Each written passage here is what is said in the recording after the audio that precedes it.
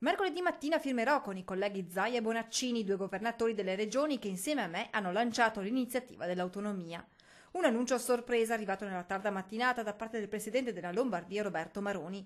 Mercoledì dunque sarà il giorno X, quello che in Veneto si aspetta dal 22 ottobre, quando si svolse il referendum consultivo. A Palazzo Chigi 3 governatori firmeranno il patto per l'autonomia. La scorsa settimana, in occasione dell'incontro con la consulta, il presidente Zaia aveva auspicato di chiudere tutto entro pochi giorni e le previsioni sembrano essere rispettate. Un'accelerazione dei lavori in vista della fine della legislatura.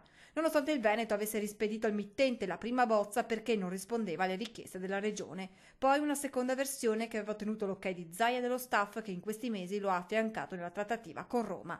Ora l'epilogo oramai vicino, mercoledì l'ultimo passo. Stiamo affinando la bozza con ulteriori aggiustamenti e se ci confermano la convocazione di mercoledì noi ci siamo, fa sapere il governatore del Veneto. Maroni ringrazia l'impegno del sottosegretario Bressa, anche lo stesso Zaia in occasione del discorso alla consulta aveva riconosciuto l'impegno messo da Roma nel negoziato. Devo riconoscere che il lavoro fatto col sottosegretario Bressa fino ad oggi è stato produttivo, è stato anche in un ambiente di serenità, con l'ottica anche di accogliere le istanze. Devo dire che se oggi c'è questa possibilità la si deve al Veneto che ha marcato stretto, è arrivato alla settima bozza di accordo.